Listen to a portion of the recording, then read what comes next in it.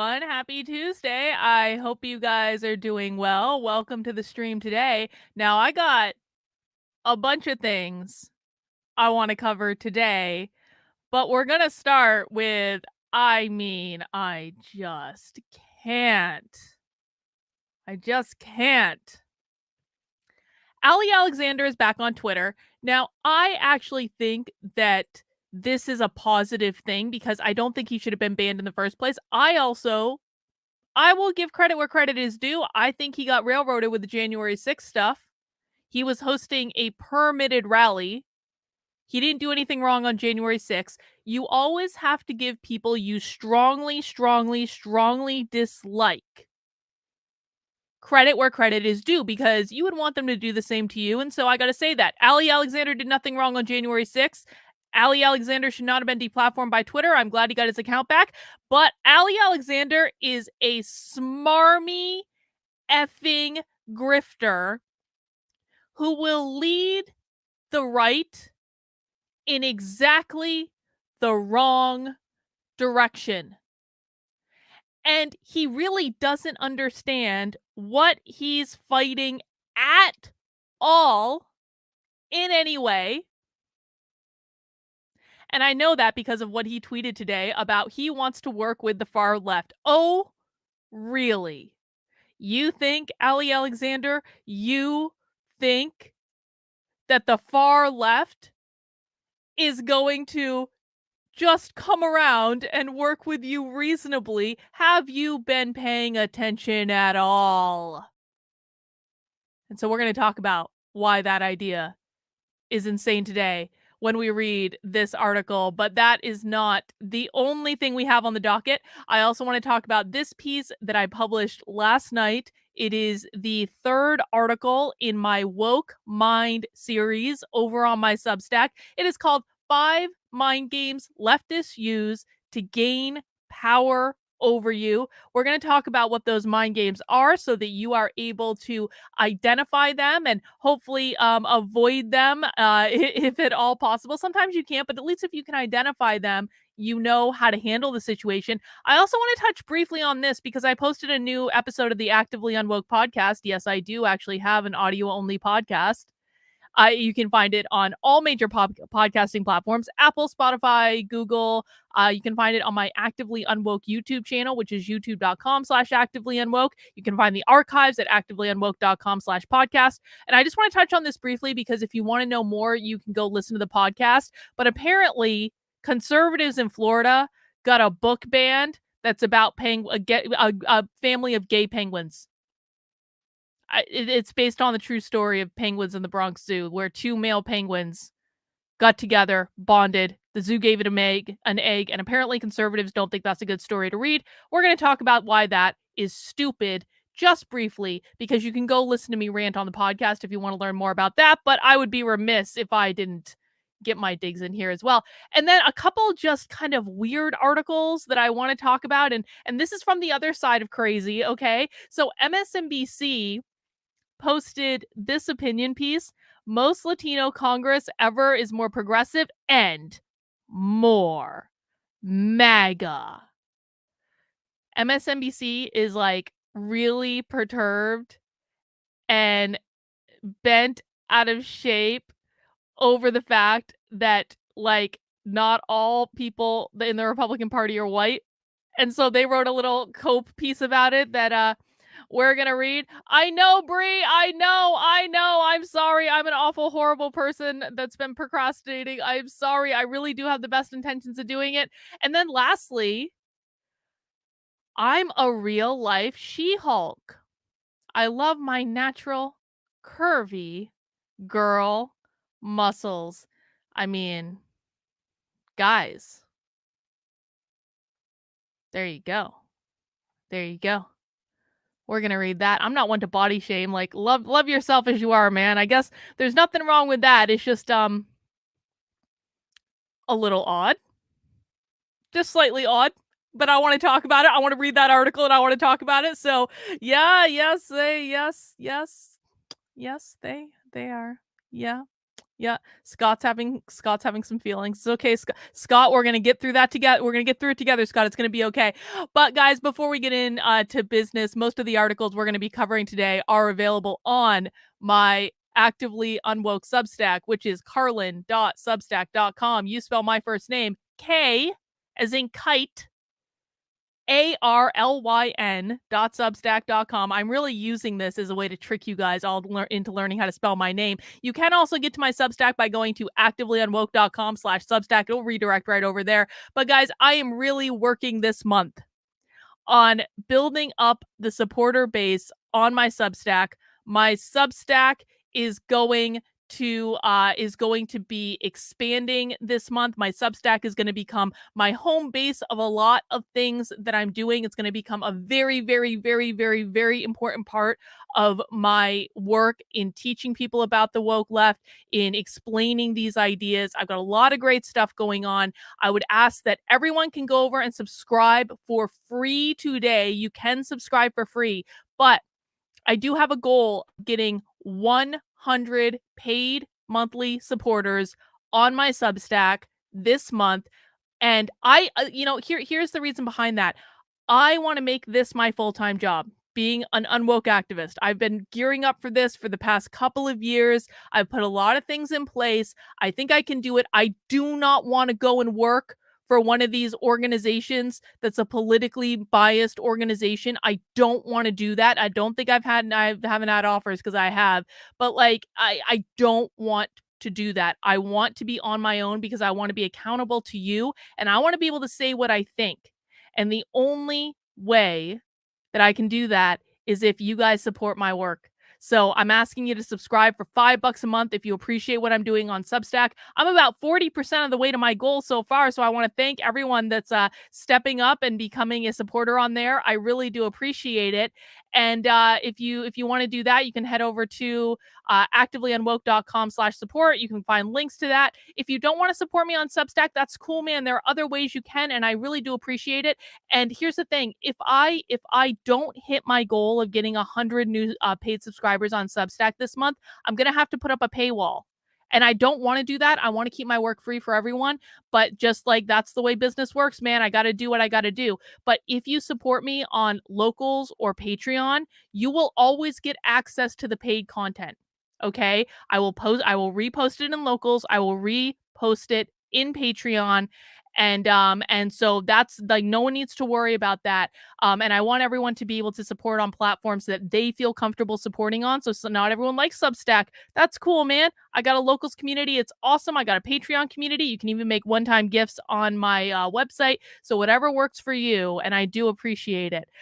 Bree wants to know, do you have a projected timetable of when the West Wing series will come back? Bree, I've had it in the back of my head to do for a couple of weeks now. I just haven't gotten around to it. And it's just honestly a matter of I have way too much on my plate. I'm trying to get Schools Exposed launched. Schools Exposed is really my number one priority right now. That's my program to train 10,000 parents how to find out what the schools are teaching with publicly available information. So I'm kind of in crunch time on that. I want to launch it in 2 weeks. And so that's kind of been my biggest priority. But don't think I haven't been thinking about this. Like almost every day, I'm like, can I fit in a recording of the West Wing episode? I really am trying for you, Brie. I really, really am. I do want to get back to it. It's just a little bit lower on my priority list compared to a couple other things. But I promise you,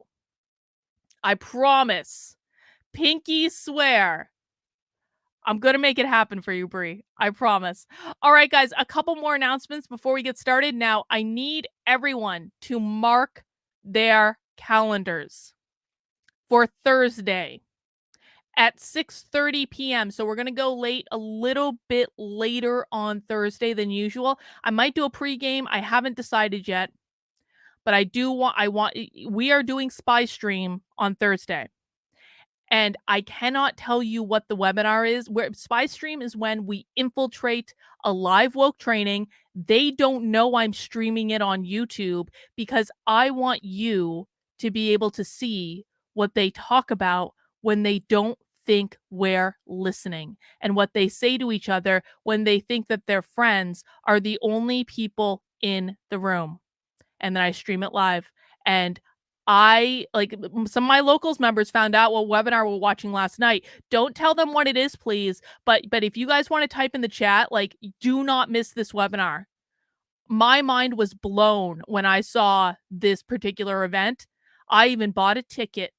And so I'm streaming it live on my channel, so you don't have to buy a ticket. And I can't tell you what it is because I don't want someone going and tattling to the event and getting me kicked out. And by the way, I do have backups just in case that happens. So we're not messing around with Spy Stream anymore. I got backups upon backups upon backups. Yep, my local supporters are saying, yeah, it's going to be really good. Reagan says, trust me, you want to be there, because they got the download last night about what this webinar was. So Thursday, 6:30, be there. I promise it's going to be good. And lastly, it's Tuesday. And what that means is that this is not the last stream of the day. It is but the first stream of the day, because we will be meeting with Joshua at 9:30 p.m. tonight for Nothing Remotely Controversial. Nothing Remotely Controversial is a show where we talk about the news, and Joshua, who is a real, live, experienced, professional psychic, uses his psychic powers to try to predict what is going to go on and what are the underlying issues underneath the surface that we as mere peons may not have access to, being outside of the inner circle. And Joshua is freakishly accurate in his predictions, but even if you don't believe in psychics, it's fun. It's fun. It's okay to let your hair down. It's a fun show. We blow off steam. People love Joshua. He's got the best energy in the world. So come and join us. If you've never been to Nothing Remotely Controversial before, you're going to love it. I promise you that's going to be at 9:30 p.m. tonight, YouTube exclusive. And we do take your questions. So get your super chats in, and hopefully we'll be able to answer some. And hopefully we'll be able to get to some of the back questions from last week that we didn't get to, because you guys were very generous last week and we appreciated that. All right, guys, please mount that like button if you would be so kind. Let's talk about why Ali Alexander is wrong. He is wrong. He is wrong. And I would have said this, by the way, even though I think Ali Alexander is a smarmy grifter, I would have talked about this anyway.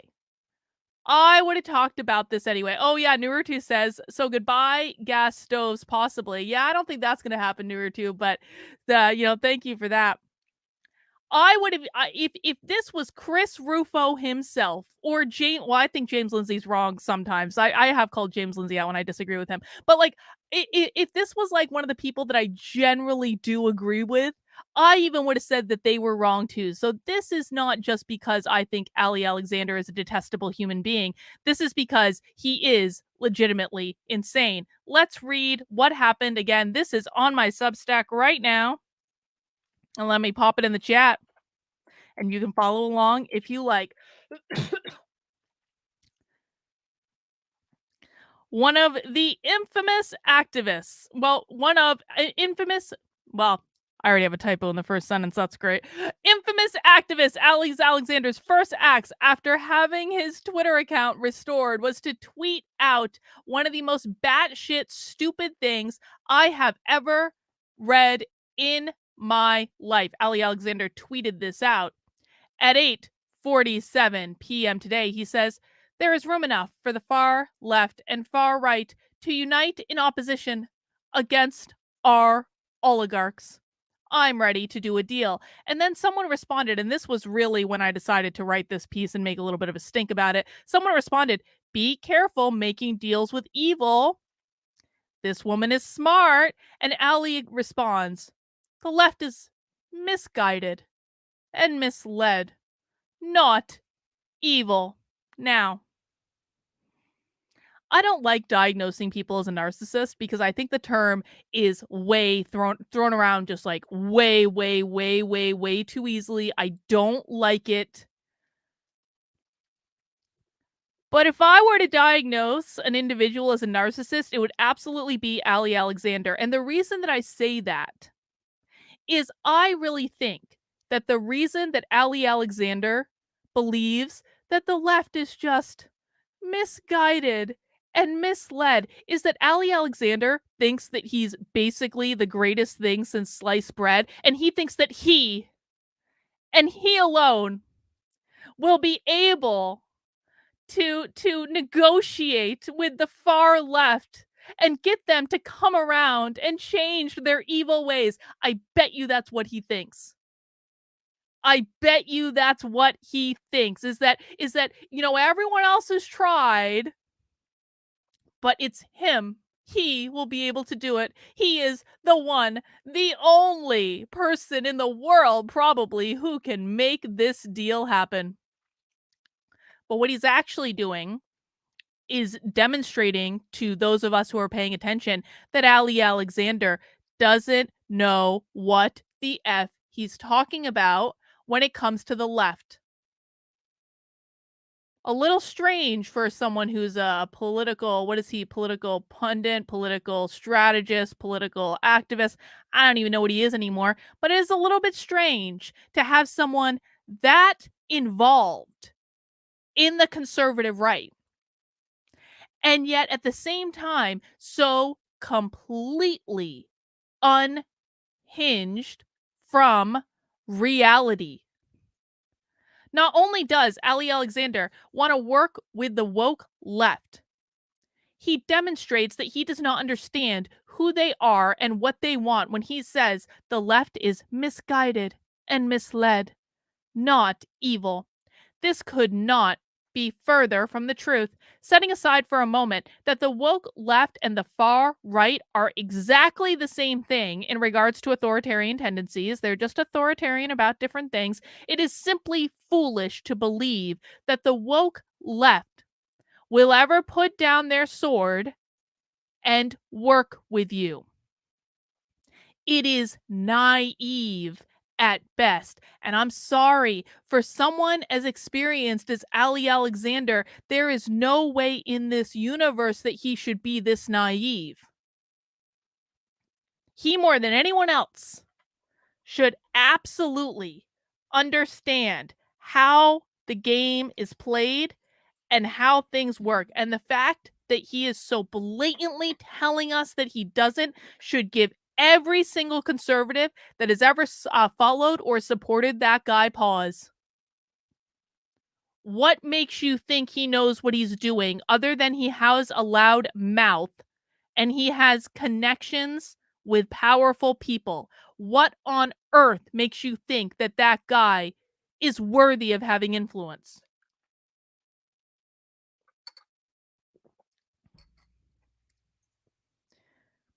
They haven't put down their sword in a century.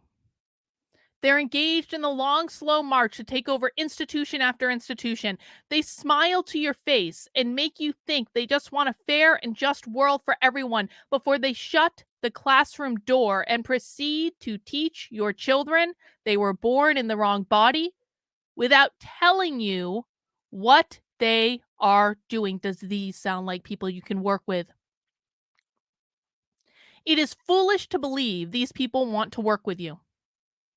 There is some validity to the fact that the left is filled with useful idiots, or, in a nicer term, useful innocents. There are people who are, these are people who are just going along with what they think they need to do in order, they're doing basically what they think they need to do in order to be a good person. But these aren't the people you would be working with. The people who truly hold the power on the woke left are not the useful innocents. They are the true believers who are manipulating the useful innocents or the useful idiots. These people will never work with you. Kaiwan says, well, he doesn't miss I Have Influence You. That's one of the top 10 leaders win in the whole election fraud case. I stopped the steal they have. I don't know what this sounds like. I'm not sure exactly what this means, to be honest, but Ali Alexander caused a lot of trouble for the right with his Stop the Steal antics. This is part of the reason I never got involved with it. It wasn't because I couldn't.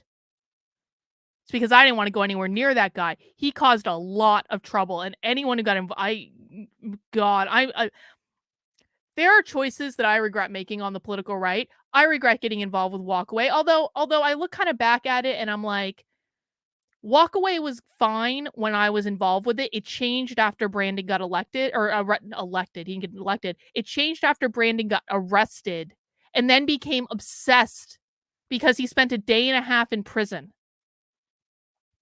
So the walkaway movement was fine when I was involved. In retrospect, I would want nothing to do with it now because I think that they're grifters, like, just making money off of conservatives.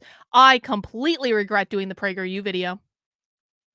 Completely, completely, completely, completely, completely, completely, completely regret doing that video. For a variety of reasons, not the least of which is PragerU are raging effing hypocrites that don't believe in individual liberties at all, don't believe in freedom of religion at all.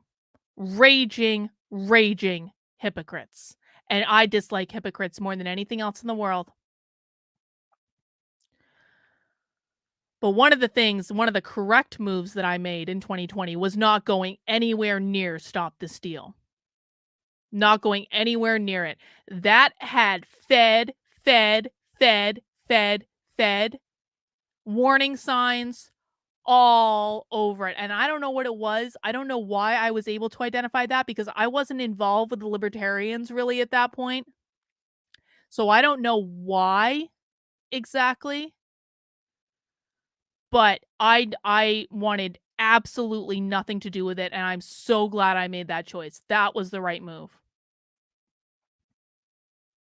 So we are talking about how you have on the woke left, you do have a sizable number of useful idiots or useful innocents, right? These are people who don't really know what's going on.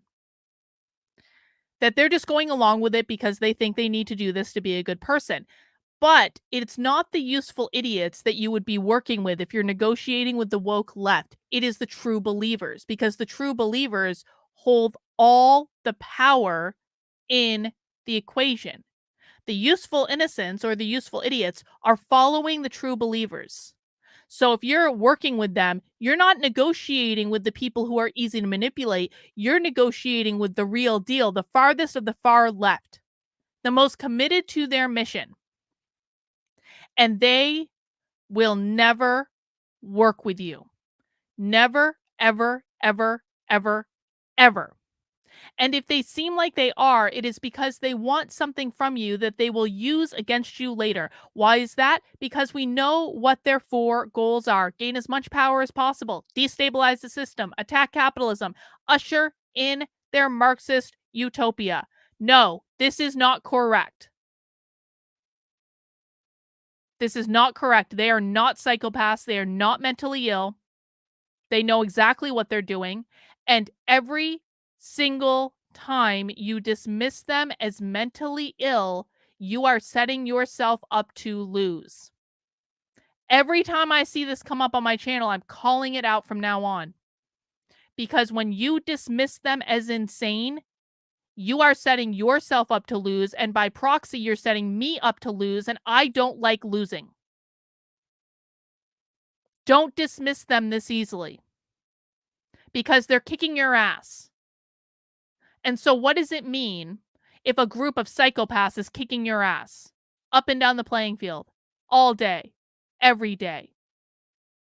You guys got to start taking this seriously. I'm not screwing around. Nowhere in this list of goals do you see play nice with the white supremacists on the other team. And yes, they do consider Ali Alexander to be a white supremacist in exactly the same way they consider Kanye West to be a white supremacist. And in addition, Ali Alexander is more valuable to them as opposition. In another tweet today, he promised to retire if major media outlets who lied about him printed a retraction. Here was my response. He said, I will retire from politics if just 3 out of the 1,000 major outlets that have written hit pieces on me retract. You have 24 hours to comply.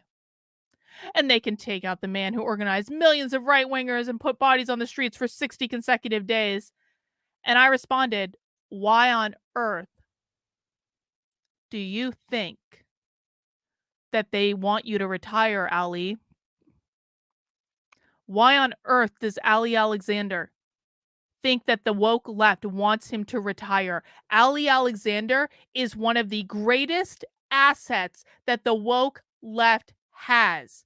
They want him running his mouth on the internet. They're probably thrilled to death that he's back on Twitter because they will use everything that Ali Alexander says and does against the conservative right because he acts like a lunatic. People think I'm crazy? Bro, come on. I might have a loud mouth. I might say things that offend people's fragile sensibilities. I might speak in a tone. Ali Alexander is an insane person. Ali Alexander looks like a hysterical nut job on a daily basis. Ali Alexander has fed all over him. Now, I stand by what I said at the opening of this show, in that I don't think Ali Alexander did anything wrong on January 6th, and I don't think they should have gone after him. But the fact of the matter is this: a lot of people didn't do anything wrong on January 6th. A lot of people didn't do anything wrong on January 6th that had it a hell of a lot worse than Ali Alexander did. Do you guys think it's any coincidence that Ali Alexander's name didn't turn up in the January 6th committee report at all? At all? The January 6th committee dragged innocent people through the mud, left and right and center. The January 6th committee had no problem at all lying up and down about everyone who was even remotely involved in that day. And you're telling me that the guy who organized the permitted rally at the Capitol that day, and again, I don't think he did anything wrong. I'm not saying they should have gone after him. I just find it to be, well, more than a little suspicious that they went after everyone and their mother. But the one guy who organized the rally at the Capitol that day that turned into an insurrection, kind of insurrection, kind of greatest thing that's ever happened, but an insurrection according to them. You're going to tell me they let that guy off the hook? And you're going to say in the same sentence you don't think he's a Fed? Maybe I've just been hanging around with the libertarians too much. Maybe it's just become second nature to call everyone I dislike a Fed. I don't know. I just think that's really, really, really suspicious. I could be wrong. You be your own best judge of that. But my point there is that the left doesn't want Ali Alexander to retire from politics. The left is not scared of Ali Alexander. The left will use Ali Alexander for as much free publicity as they can because he makes the right look insane. I don't know why people on the political right insist on lifting up these horrible people that make them all look crazy. People like Ali Alexander make the political right look crazy to normal people. Letting him continue doing exactly what he is doing will only gain more power for the left. And as we know, one of the 4 primary goals of the woke left is to gain as much power as possible. And God forbid he gets someone on their team to quote unquote work with him.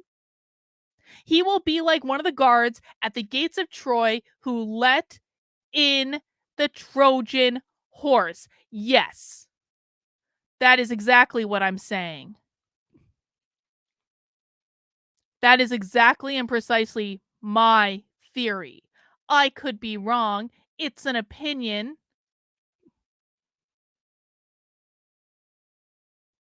But I think you're naive if you don't consider it. That may or may not matter to you. You be the best judge. You must understand this. The woke left does not see you as a human being. They see you as an idea. You represent something that will either help them gain power and be an active part of destabilizing the system, or you will hinder their progress and thus need to be stepped over.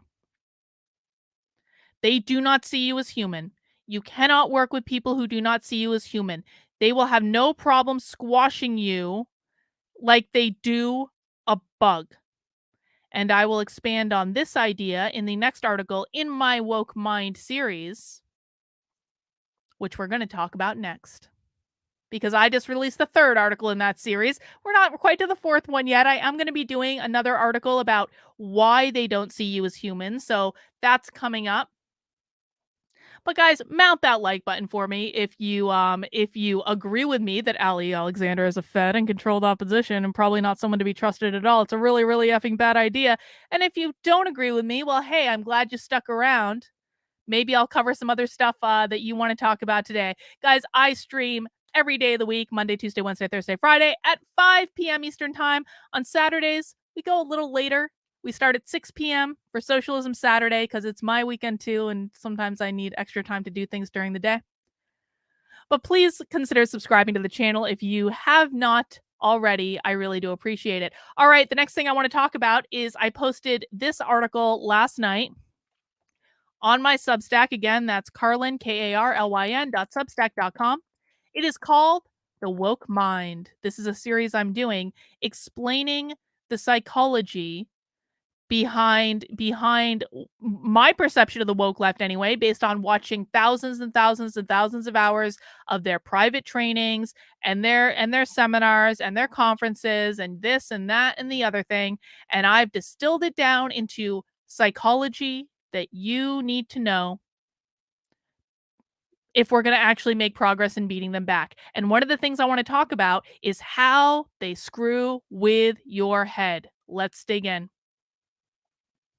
In the previous articles in this series, we discussed that the primary goal of the woke left is to gain power, and the thing they fear most is losing control. If we know what they covet and what they fear, we can use that information against them to make them make mistakes and take their power away. That should have been a comma, not a period. I am not the best copy editor in the world. I apologize for typos and things like that. Maybe at some point I will be able to hire a copy editor to come in and clean up my mess. If you want me to hire a copy editor, make sure you subscribe as a paid supporter on Substack. I promise it'll be my very first hire ever. In order to take their power away, we need to understand some of the primary tactics the woke left uses to gain power over you. Power means they can coerce you to bend the knee to their demands. And oftentimes, they don't even have to work hard in order to do it. There are different ways to get power. When many people think of power, they typically think of what MBA textbooks call, quote unquote, legitimate power. That means you're in some sort of officially sanctioned position, a CEO, a president, a priest, a principal, etc. You are invested with all of the power that comes with that title, which may be a little or a lot depending on a variety of factors. However, legitimate power is limiting. You only have the power within the confines of the specific position and whatever its authority extends to. For example, if you're a CEO, you only have power within the company you're part of. And if you leave that role, then you lose all your power associated with it. Or if you're a school principal, you can implement policies in your school, but not in any other type of school. You get the idea. So the idea behind legitimate power is you're at the top of the heap, but it's a narrow scope. Okay? So you have a lot of power within the scope that you are at the top of the heap of, but you have no power outside of that scope. So in some ways it does have a benefit. If your only goal is to use power within that scope, then you're going to be just fine. But if you desire to take power outside of that scope, you're going to run into a problem because you don't have any power there. The woke left does use this kind of power. They wouldn't control every major institution in America if they didn't. However, here's the problem. It's really hard to fight this type of power because the only way to defeat it is to get the person removed from their position.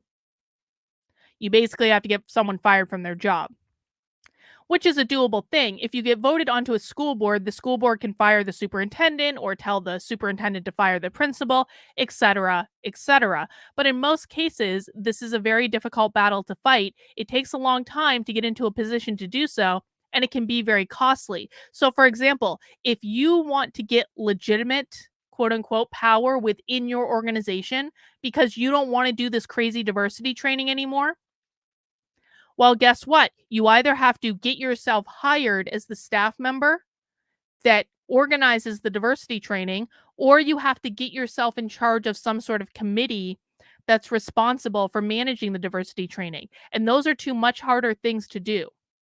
Those can take years to do, and you might not even ever get there at all because oftentimes you can't control whether or not you get hired for a job. That's going to depend on other people.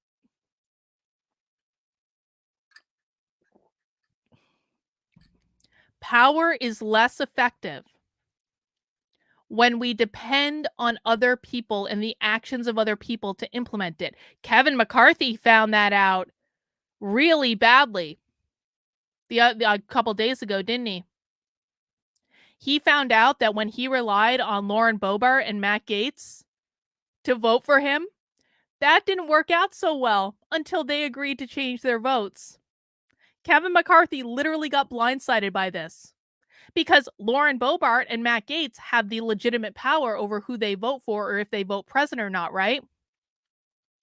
Lauren Boebert, in this kerfuffle last week over the Speaker of the House, was supposed to vote for Kevin McCarthy. She told them she was voting for Kevin McCarthy. And so Kevin McCarthy called that vote under the auspices of, I have been told people are going to vote for me. And then at the very last minute, Lauren Boebert changed her mind without telling anyone.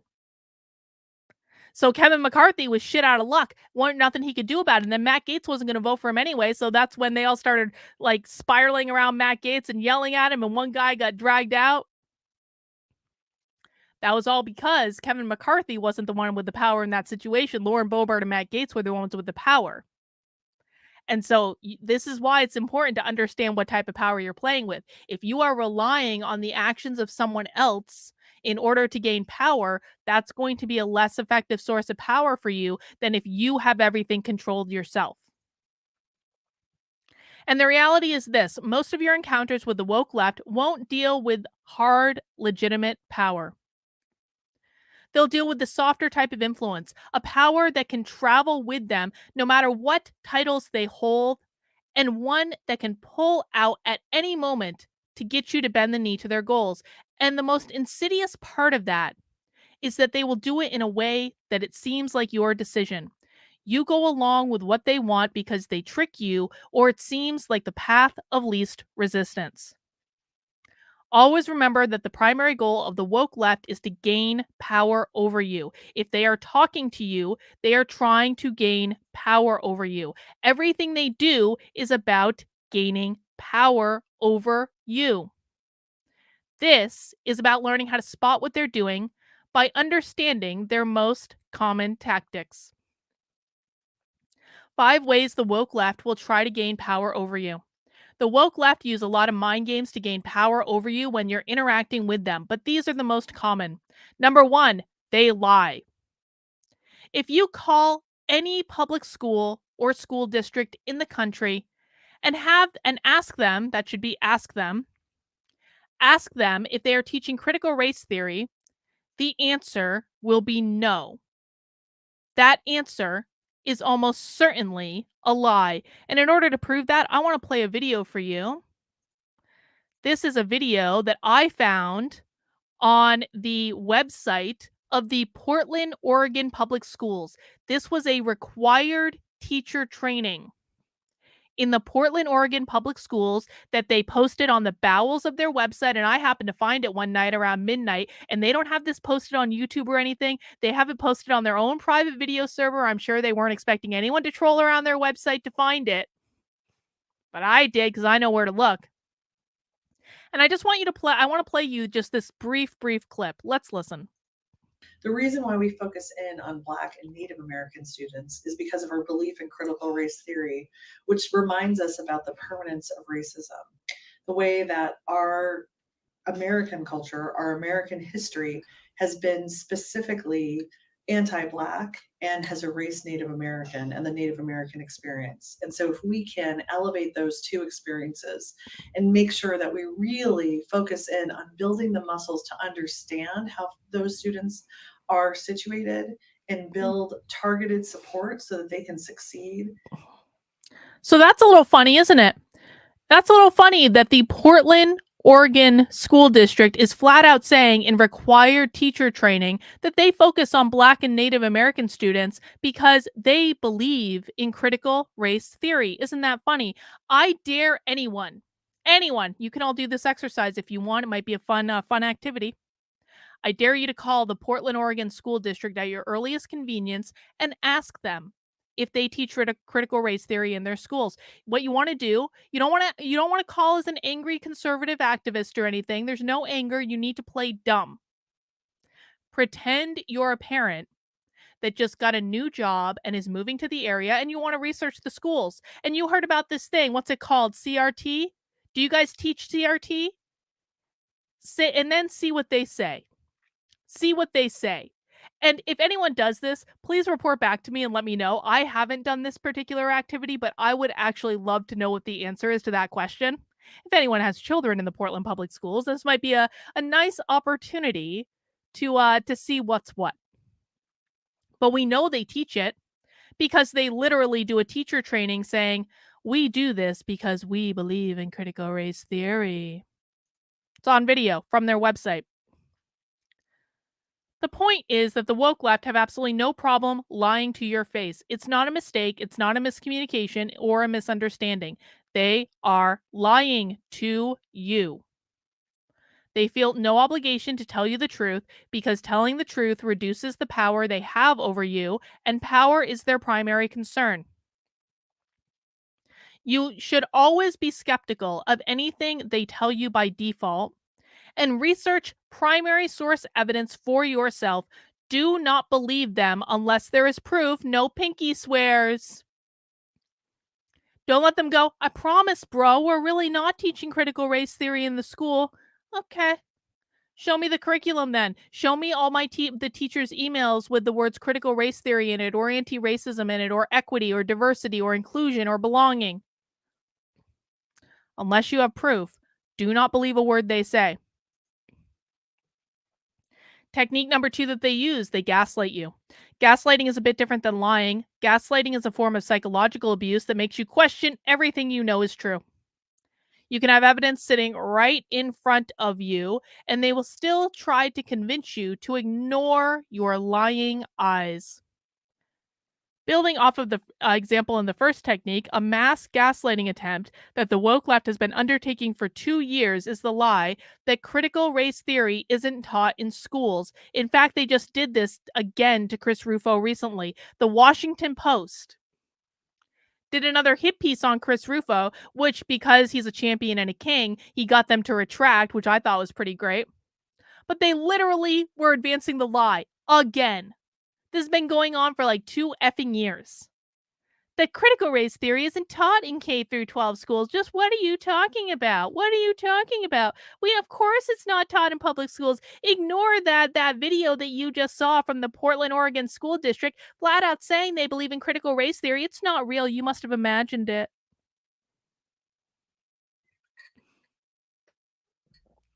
Must have imagined it. Of course it's taught in schools. We know that. There are mountains of evidence of that. No serious person believes that it's not taught in schools. But the woke... Oh, the video didn't play the audio? The video didn't play the audio? Oh no, hang on. Sorry about that, guys. We can try that again. I wish someone had told me. Is that true? I'm only seeing that from one person. Is that true?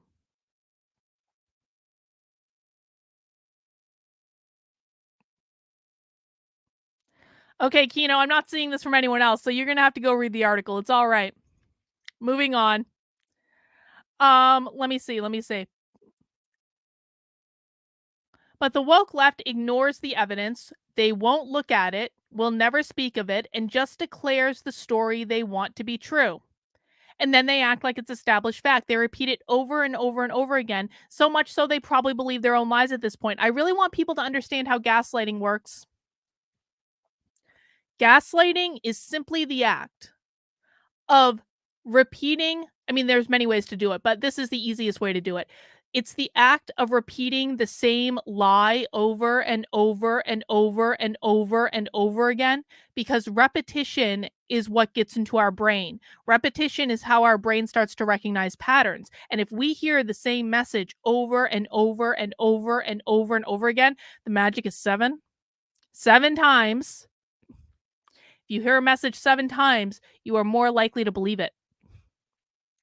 And so the way that the woke left tries to gaslight all of us all the time is they just repeat the same talking points over and over and over again. And they do it with absolute confidence and no deviation and no buckling. They act as though that's true, whether or not they believe it.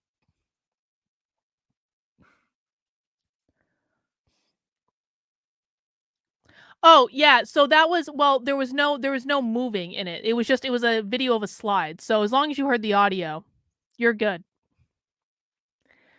They repeat it over and over and over again, so much so that they probably believe their own lies at this point, and they, because they speak so confidently and they repeat it over and over and over again, they can actually make people ignore the reality that is right in front of them. The intent of this is to create cognitive dissonance so that you either A, give up and believe them, or B, drive yourself crazy. So, one of the reasons Chris Rufo is a goddamn saint is that he nitpicks apart every single time the media lies. Well, not every single time because they lie all the time, but he picks apart for the big stuff, especially when it involves him. And the reason that makes him a saint is that most people won't do that. I know how hard that is. I've picked apart almost every hit piece that's been done about me. It's not easy. First of all, it kind of sucks to have the media lie about you. It really sucks. And so it's kind of traumatic on that respect. But at the same time, it's like, it's annoying. It's time out of your day that you don't have, that you want to be doing on other things. It is mind-boggling to pick apart the lies that the media tells. And the reason that they do that is that they know that most people will give up or they will be driven crazy in the attempt of trying to pick apart the media lies. And either outcome is fine for them. The war with the woke left is a battle of attrition. It's about getting the other side to give up and go home. So if you give up and believe them, that's a win for them. If you drive yourself crazy, that's a win for them because you're still off of the battlefield and that's all they really care about. So be aware of it. And one of the ways you can mitigate the gaslighting of the media, especially, is just don't engage with it, man. Just don't engage with it. You don't have to read the news, and I promise you that your life is going to be far better if you don't read the news every single day. I have to read the news, and even I put measures in place where I'm only reading certain types of news and I'm only looking at it in certain ways because it will drive you crazy. Being in this space especially will drive you insane. I have descended into madness in the last 3 years, but I haven't descended as far as a lot of people have. Almost every activist in this space descends into madness because of how hard it is to deal with the gaslighting. This is the one that you really got to watch out for because this is the one that makes you quit. Number 3, they manipulate the language. Language is the most powerful tool the woke left has to use against you. They take commonly known and understood terms, racist, racism, white supremacist, etc., and redefine them so they mean something else. They will even change the dictionary definition. And of course, you guys all know that they did recently change the dictionary definition of the term woman. That was nice of them. And I guess they changed it of man too. Cambridge Dictionary has updated definitions of man and woman to include people who identify with genders from their biological sexes.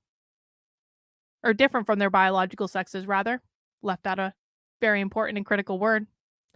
Isn't that nice? It is very important to understand that which definition they are using, as well as what the proper, that should be proper, not properly, commonly understood definition is. For example, if you're called a racist, I'm sorry guys about the lack of copy editing on this article. I wrote it at 2 a.m. and I thought the content was really good, but apparently my 2 a.m. copy edit just didn't do the job. So I apologize for that. I'll try to do better next time, I swear. It is my sincere hope that people will be able to look up beyond the typos and see the content, because I'm churning out a lot of content right now and it's really effing good content. I'm sorry. I'm really proud of what I'm doing right now. And so I apologize that I'm not the world's best copy editor. I'll work on it. It's a skill I need to improve. So if you're called a racist, it has more to do with your political ideology than it does with your skin color, because the woke left are likely referring to systemic racism and your implicit support for it because you didn't vote for their favorite political candidate. But they use the term because they know how you interpret it. It's one of the worst possible things you can call a person. And because it's the worst thing you can call a person, the shock of being called it is typically enough to get you to stop doing whatever you're doing. But know this, but know this, you are under no obligation to accept their definition. And that leads me to my next way in which they gain power over you. Number 4, they dictate the rules of the game. Imagine the devil came up from hell, if hell exists, and said to you, I want to play a game. Here are the rules. I write the rules of the game. I can rewrite the rules of the game at any time for any reason.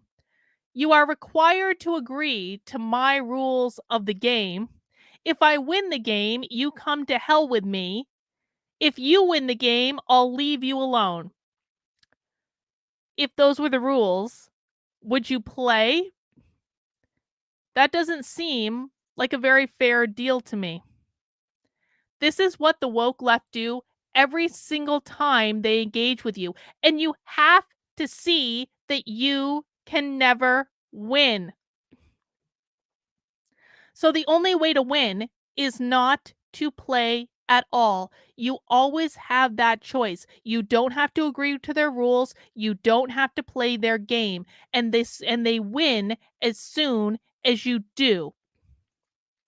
So an example of that is actually going back to point number 3 about the language, right? This is a trap that the right falls into all the time. In that someone says, like, they say something like, well, the left says we're all racist anyway, so I guess we're all racist. Why are you accepting their definition of the term racism? Well, if I say that, then they're going to call me a white supremacist anyway, so I better not even try. Why are you buying into their definition?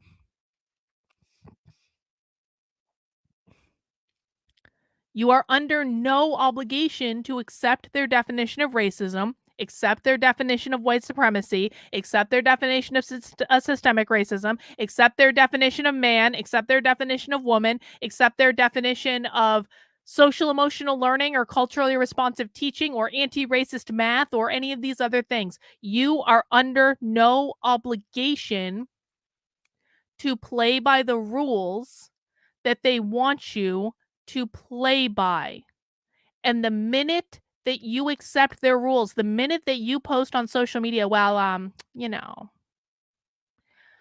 white and they think I'm racist and there's just nothing I can do, so I guess that's just the way it is, and by racist, they mean that I'm white, they mean my skin color, which isn't really true anyway, that's not even true. By white, they mean capitalism, they mean the bourgeois. But the minute that you accept their rules of the game is the minute that you lose.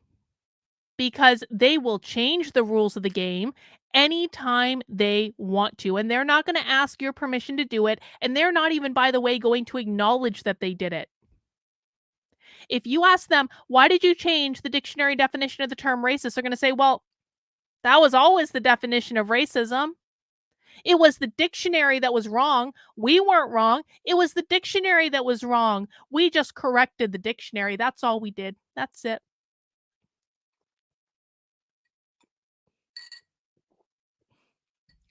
But what most people do is they bend the knee and they go along with it because that brings us to point number 5. They make you fear what they'll do to you. Rules for Radicals author Saul Alinsky famously said, "The threat is usually more terrifying than the thing itself." Another way to say this is fear of the thing is often worse than the thing itself. Most of you fear being canceled. The woke left knows this, and they use it against you. They make prominent public examples of people they have canceled as if to say, "You think this is bad? Just wait until we get around to canceling you." That's the virtue of cancel culture. It has nothing to do with the person being canceled.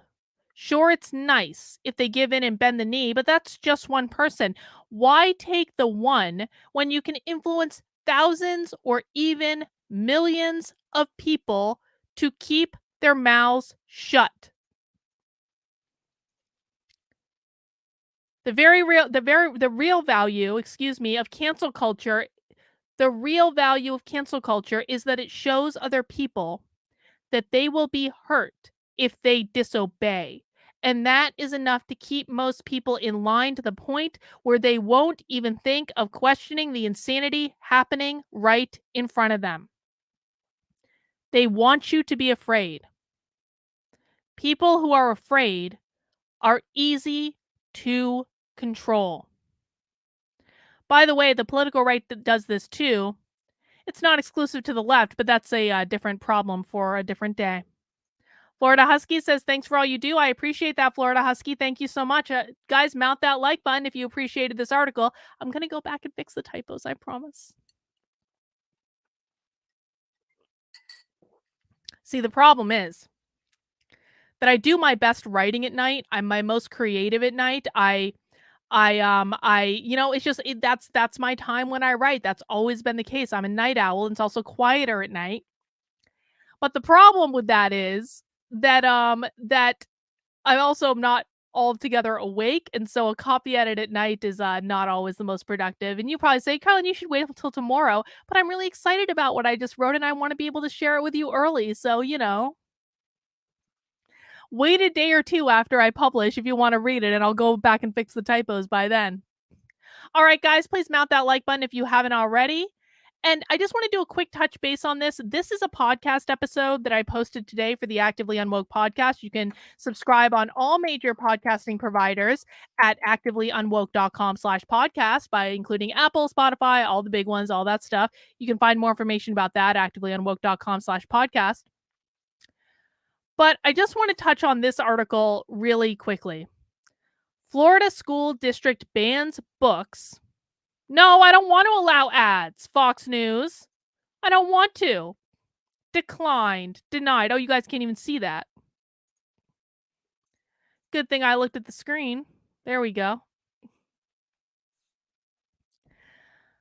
Florida school district bans book about real-life gay penguin relationships, citing parental rights law. Lake County Schools cites Governor Ron DeSantis' bill that prohibits classroom instruction on sexual orientation of gender identity to kindergarten through third grade. A Florida school district banned a book about a real life same sex penguin couple from classrooms and libraries. The award-winning 2005 children's book And Tango Makes Three tells the story of a real-life same-sex penguin couple that creates a family together. Lake County Schools, located in Florida, told Fox News Digital on Monday that the book violates Florida law on teaching sexual orientation or gender identity to kindergarten through third graders. Hang on 1 second.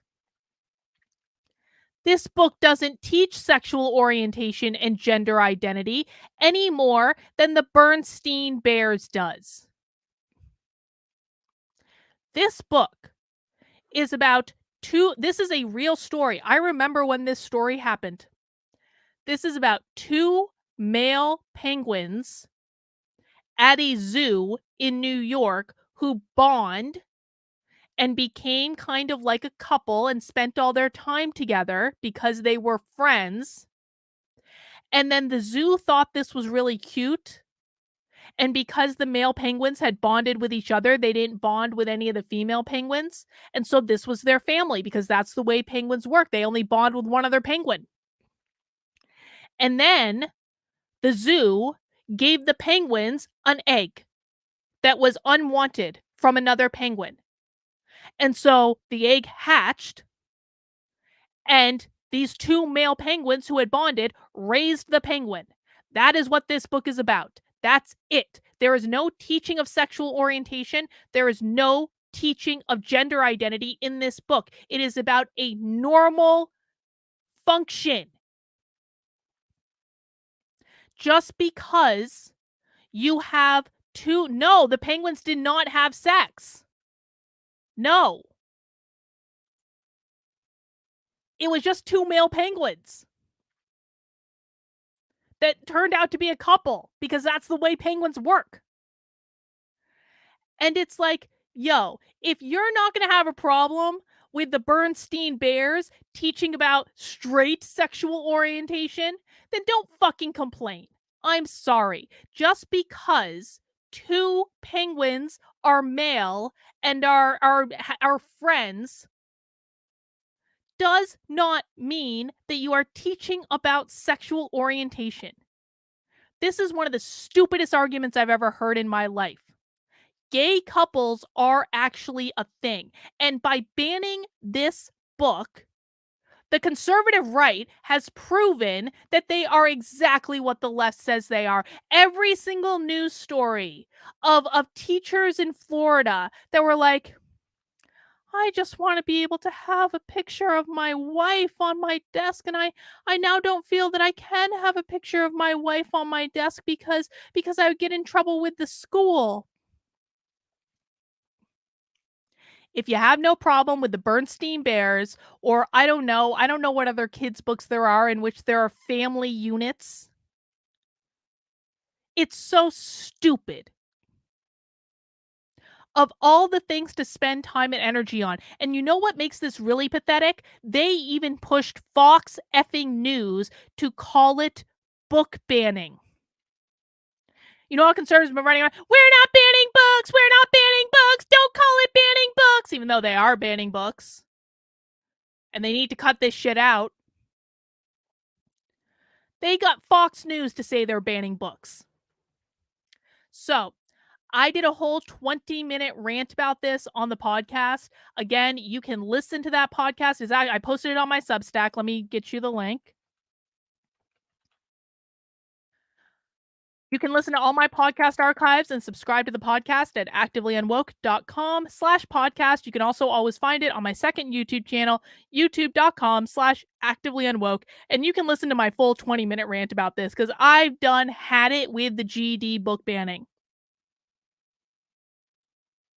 I don't know who thought that was a good idea. They probably went and bragged, but they're like, look what we got out of schools. The Gay Penguin book from 2005. Flawless victory there, conservatives. Flawless victory. Well done. You just pissed off a lot of people. But conservatives are not the only ones saying and doing stupid things. Because the left and the right are carbon copies of each other. If one's doing something stupid, the other's probably doing something stupid as well. And I had to take a moment to read this article from MSNBC. You guys know my undying love for MSNBC. It's all things crazy, all things woke. I love it.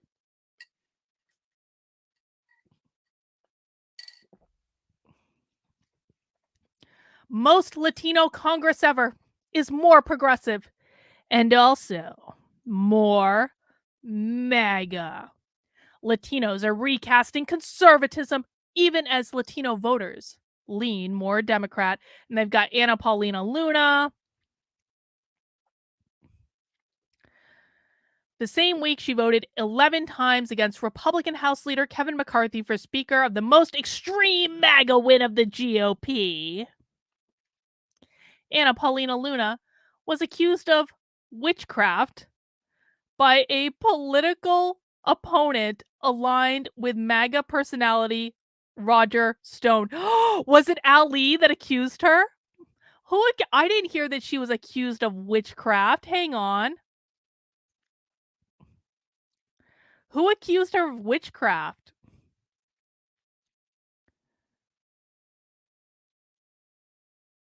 Oh, Matt Tito. Okay, I don't know who that is. God, wouldn't it have been great if that was Ali Alexander?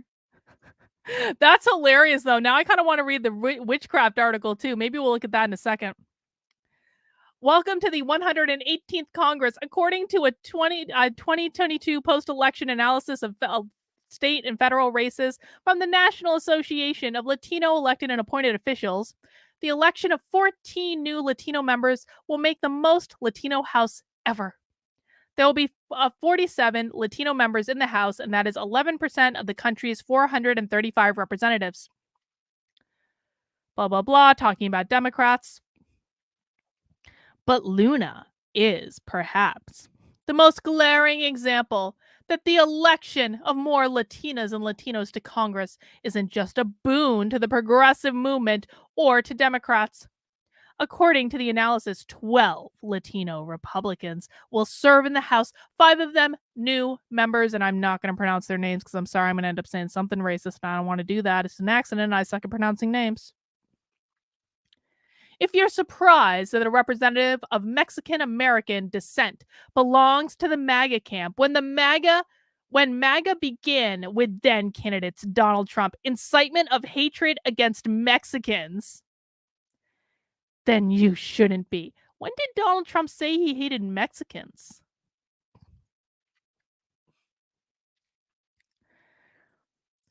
There were plenty of Latinos and Latinas who instantly sided with the authoritarian xenophobe, and the MAGA movement has always had Latino support. Latinos, mark my words, Latinos are descending down the oppression hierarchy right now. That's what's happening. Is they're losing. I mean, Asians might surpass them at any moment. Who knows?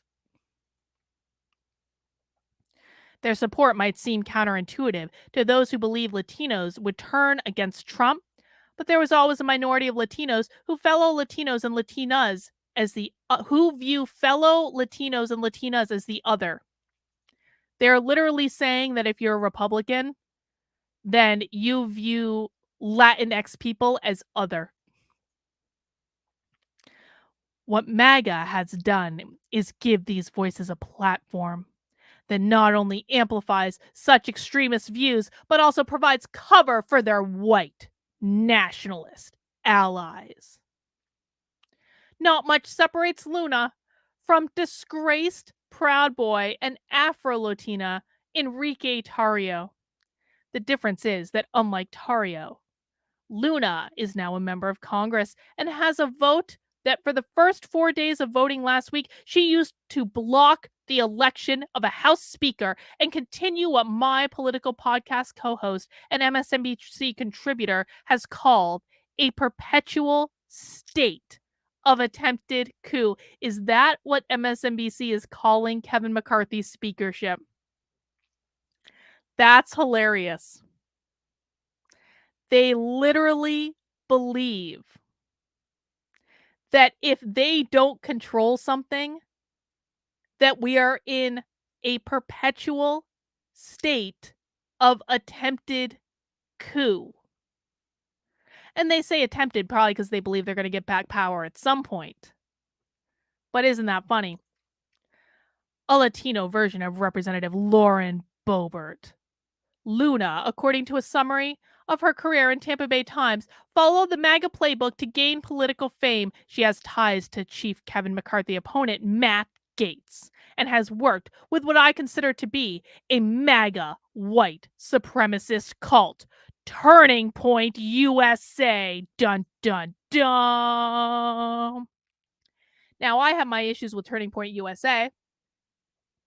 Most specifically, that they raised $40 million last year and just used it to throw parties that didn't actually do anything. And they did nothing to turn out the youth vote in the conservative movement. Nothing. They set up all these channels, their chapters on college campuses and in high schools. And it was my impression that it was specifically to activate the conservative base. That was the entire point of Turning Point USA to begin with. They raised $40 million and they didn't turn out anything, and we lost because the left was so much better at turning out the youth vote and the college campus vote than the right was. And I shouldn't really say we, because I didn't have any skin in this game. I wanted the right to lose because I think they needed a much needed ass kicking. But if they don't come around to the point that Turning Point USA are grifter shills who are using that $40 million a year to throw giant parties that don't actually do anything and fly around first class. And by the way, they're all hosting their own podcasts as a side project for which they're getting paid even more money and then making even more money for speaking. If conservatives don't start wrapping their heads around this idea, I don't know what to tell them. They are taking your money and doing nothing but enriching themselves. But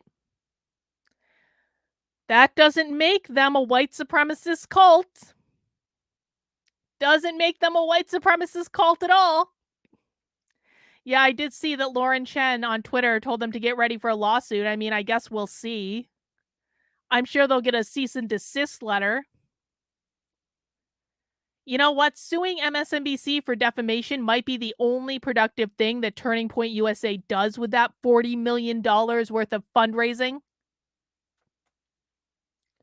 So I wouldn't be opposed. There was also the moment in 2019, the year before she decided to run for Congress, when she decided to stop using her married name, Gamberski, and changed it to Luna. Well, Luna is much easier to pronounce. Luna claims she was a Barack Obama supporter and a Democrat, but according to the Tampa Bay Times, underwent a political transformation once she started looking more seriously into what the party stands for. Oh, that sounds familiar. As I know from having covered U.S. Latino politics for close to 15 years, the dissatisfaction with the Democrats from a small sector of Latinos has always been there. The MAGA movement, as anti-democratic, racist, and anti-American as it gets, gives these voices against woke Latino leftist culture and debates around the world, Latinx. It's no longer a question if Latino conservatives will play a role in politics in upcoming elections. It's now how much influence will they actually exert to recast American conservatism and extremism. At the same time, the 2022 midterms showed that the MAGA message has very little appeal to Latinos, and yet you're doing entire hit pieces on it. Again, though, it is kind of funny that someone accused Lauren Boebert of being a witch. Or not Lauren Boebert, fucking Anna Paulina Luna, sorry. That's kind of funny. What was actually said? Hang on. What was actually said?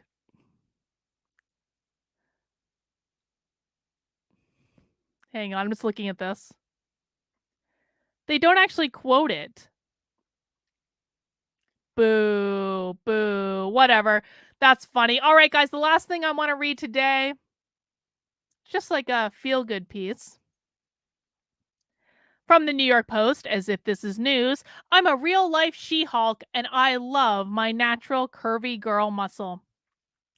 I'm not one to body shame, man. Like, obviously, I'm not the thinnest woman in the world. I get it. I just don't know why people find this attractive. Eat your heart out, Jennifer Walters. Dutch bodybuilder Jackie Korn has been dubbed a real life She Hulk after going viral with her 24-inch curvy girl muscles. There you go, Sam. There you go.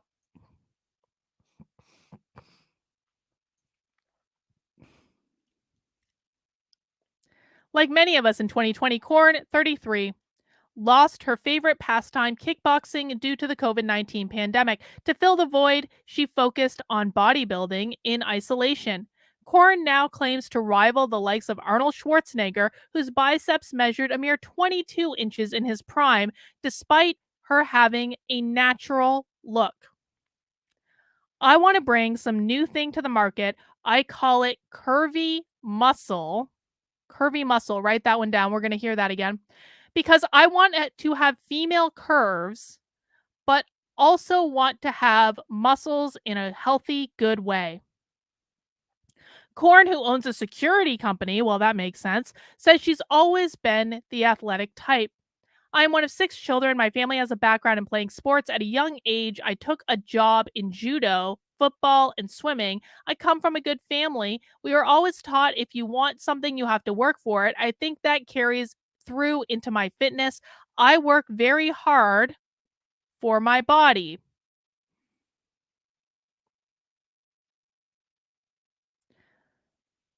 Fitness has been a journey for Korn, who weighed just 154 pounds in 2020 and a whopping 350 now.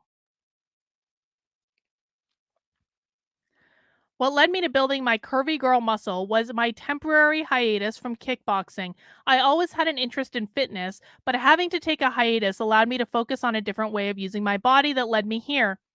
These days, she can deadlift 330 pounds, bench press 400 pounds, and squat 200 pounds, and leg press up to 990 pounds. Listen, man, I ain't taking anything away from that woman. That's impressive. That's impressive. Those are impressive numbers. I feel strong, huge, and pretty good. I have built myself up through continuing a good diet and exercise regime, good food, and lifting weights. That's what you need if you want to grow muscle. What do you guys think of this? Oh my God.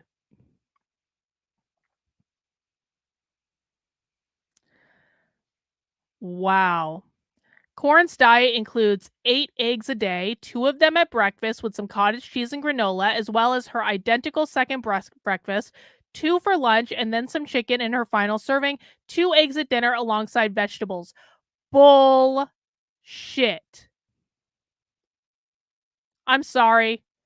Bullshit. As I'm cutting back now, I am taking in 2,200 calories a day. No.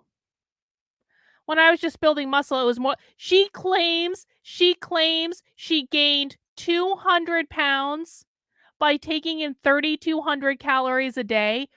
Bullshit. No, you are not. I'm sorry. I'm sorry. Again, I'm not body shaming. I don't really care. This is more like a curiosity, and she knows it's a curiosity. She went to the New York Post to pitch this story. Come on, she knows that this is like sideshow type stuff. You're telling me you eat 2,200 calories a day? Uh-uh. You're telling me you're basically eating a keto diet and you only eat eggs and chicken? No, I don't believe it. No, no, no, no, no. The muscle maven is sharing her fitness journey on Instagram. Let's look it up. With the hopes that others can embrace their strengths and natural curves by opening up and promoting body positivity hasn't come with its hardships. It doesn't stop her. Let's see. Oh my oh my god. No. No.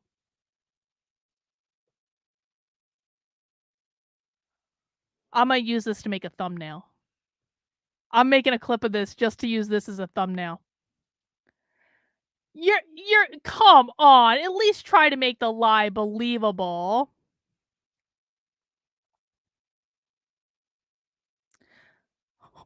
Phil, here you go.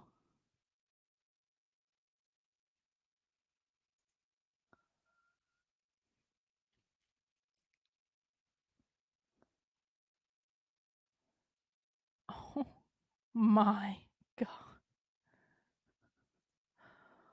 Wow.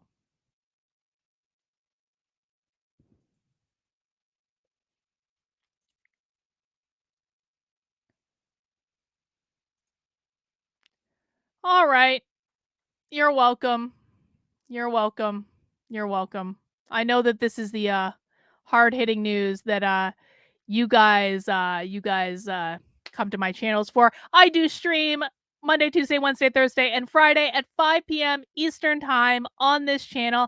On Saturdays, I start a little bit later. We do Socialism Saturday at 6 PM on the channel. If you've never been to a Socialism Saturday, they're really fun. You should come to a Socialism Saturday. But guys, as a reminder, this is not my last stream of the day. It is but my first stream of the day, and I will be back in about 3 hours to go live with Joshua for Nothing Remotely Controversial.